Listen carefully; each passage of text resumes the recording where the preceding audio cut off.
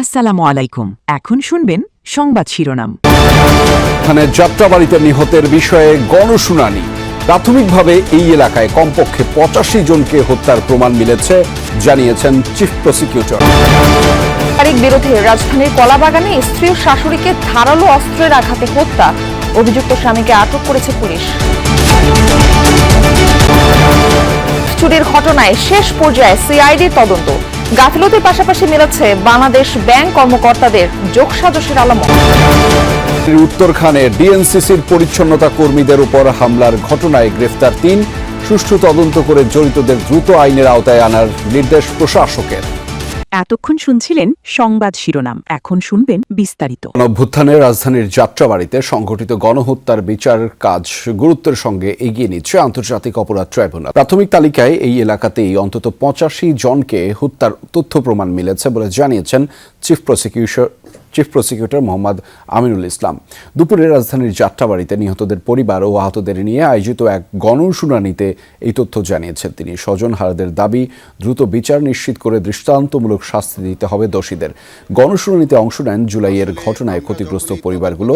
তারা তুলে ধরেন ঘটনার দিনগুলোর অভিজ্ঞতা, অভিযোগ এবং দীর্ঘদিনের না পাওয়া অধিকারের কথা।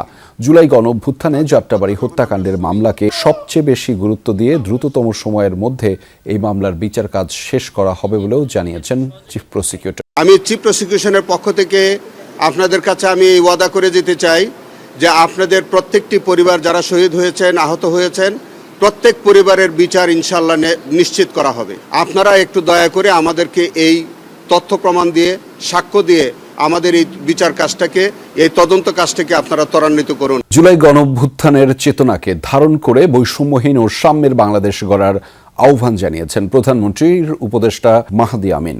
তিনি জানিয়েছেন জুলাই সনদ বাস্তবায়নের মধ্য দিয়েই সেই লক্ষ্য পূরণ হবে। এদিকে সরকারদলীয় হুইপ আশরাফ উদ্দিন নিজাম বলেছেন, সংবিধানের ৭০ অনুচ্ছেদ অনুযায়ী ক্ষমতাসীন দলের বিপক্ষে ভোট দেয়া যাবে না। এ নিয়ে বহু বিতর্ক থাকলেও এত বছরেও এর কোনো পরিবর্তন হয়নি। রাজধানীর বিয়াম অডিটোরিয়ামে ফোর্ড কনক্লেভ অন জুলাই রেভলিউশনের অনুষ্ঠানে মাহদি আমিন বলেন, ক্ষমতার সঙ্গে সম্পর্ক নেই এমন সাধারণ মানুষই অধিকার আদায় জুলাই আন্দোলনে অংশ নিয়েছিলেন। তিনি বলেন, শহীদদের স্বপ্নের সাম্যের বাংলাদেশ গড়তে সরকার কাজ করছে এবং বাংলাদেশপন্থী রাজনীতির বিকাশ ঘটাতে হবে। এ সময় তিনি জুলাই সনদ বাস্তবায়নের প্রতিশ্রুতি পুনর্ব্যক্ত করেন। একই অনুষ্ঠানে উপদেষ্টা মুস্তফা সরোয়ার ফারুকী বলেন, জুলাই আন্দোলনের চেতনাকে বিকৃত করার সুযোগ। কলাবাগান এলাকায় স্বামীর ছুরিকাঘাতে স্ত্রী ও শাশুড়ি নিহত হয়েছেন। রোববার সকালে কলাবাগানে আল আমিন মসজিদ রোডের এই বাসায় এই ঘটনা ঘটে। নিহতরা হলেন ফারজানা আক্তার রাত্রি ও তার মা ফিরোজা বেগম। এই ঘটনায় রাত্রির স্বামী হৃদয় ওরফে শিপনকে আটক করেছে পুলিশ। কলাবাগান থানার ভারপ্রাপ্ত কর্মকর্তা ফজলে আশিক জানান, স্বামী স্ত্রীর মধ্যে পারিবারিক কলহের জেরে হাতাহাতি হয়। এ সময় রাত্রির মা মেয়ের পক্ষ নিয়ে পরিস্থিতি শান্ত করার চেষ্টা করে। এতে ক্ষিপ্ত হয়ে হৃদয়ের স্ত্রী ও শাশুড়িকে ছুরিকাঘাত করেন। কলাবাগান থানার ওসি জানান, ঘটনাস্থলে রাত্রির মৃত্যু হয়। গুরুতর আহত ফিরোজা বেগমকে ঢাকা মেডিকেলে নেওয়া হলে চিকিৎসকরা তাকেও মৃত ঘোষণা করেন। নিহতের স্বজনরা জানান, মাদকাসক্ত হৃদয় টাকার জন্য প্রায়ই তাদের মেয়েকে মারধর করত। হত্যার পর হৃদয় নিজেই পুলিশকে খবর দেন ও আত্মসমর্পণ করেন। সকাল 9:30টার দিকে স্বামী স্ত্রীর এই তর্ক বিতর্ক গন্ডগোল লাগে। তো এক পর্যায়ে তার শাশুড়ি এসে মেয়ের পক্ষ নেয় আর কি। রাগান্বিত হয়ে প্রথমে তার ওয়াইফকে স্টেপ করে তরকারি কাটা চাকু দিয়ে, তারপরে তার শাশুড়িকে স্টেপ করে। জামাই আমাদের পুলিশ হেফাজতে আছে। আমার বিচারটা আমি ডাইরেক্ট ওর ফাঁসি, আমার ওয়াইফ রে আমার মেয়ের মাইরা লাই, ঠিক আছে, আমি ডাইরেক্ট ওর ফাঁসি। বলতে চাই যে আমি আছি সেই আল আমিন রোড, যেই রোডে বাসাটি প্লেস অফ অকারেন্স যেখানে হয়েছে। এই যে বাসাটি আমার পেছনে যে ভবনটি, সেই ভবনটির চিলাকোঠায় ভাড়া বাসায় থাকতো শিশুটির শ্বশুর শাশুড়ি সহ সেই পরিবার। এই পরিবারেই গতকাল বেড়াতে আসে শিপন এবং তার স্ত্রী রাত্রি, এবং ঝগড়ার এক পর্যায়ে যেমনটা আপনি বলছিলেন যে আসলে প্রায় সময় তাদের মধ্যে ঝগড়া হতো এবং সেটি মিটমাট হতো, মীমাংসা করা হতো। কিন্তু গতকাল আসলে সেটি একেবারে শেষ পর্যায়ে যায়। বাসার ভিতরে যে ফল কাটার যে ছুরি চাকু যেগুলো সাধারণত ঘরে থাকে, সেই ছুরি দিয়ে কিন্তু উপর্যুপরি আঘাত করতে থাকে, প্রথমে স্ত্রীকে, তারপরে শাশুড়িকে।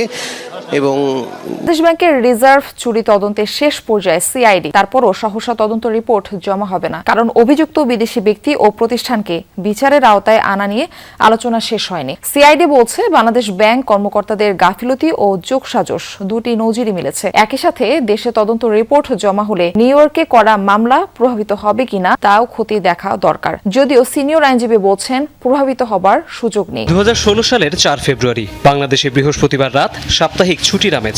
8:55 থেকে 10:30 মাঝে নিউ ইয়র্কের ফেডারেল রিজার্ভে রাখা বাংলাদেশ ব্যাংকের $1 বিলিয়ন হাতিয়ে নিতে 35টি ভুয়া নির্দেশ পাঠায় উত্তর কোরিয়ার হ্যাকাররা। কয়েক দফা চেষ্টার পর $8.10 কোটি চলে যায় ফিলিপাইনের RCBC ব্যাংকের 5টি অ্যাকাউন্টে। বানান ভুলের কারণে আটকে যায় শ্রীলঙ্কায় $2 কোটি পাঠানোর অনুরোধ। পরের দিন ফিলরেম নামের একটি প্রতিষ্ঠানের মাধ্যমে সেই টাকা মিশে যায় ফিলিপাইনের 2টি ক্যাসিনোতে। বাংলাদেশ ব্যাংক এই ঘটনা টের পায়।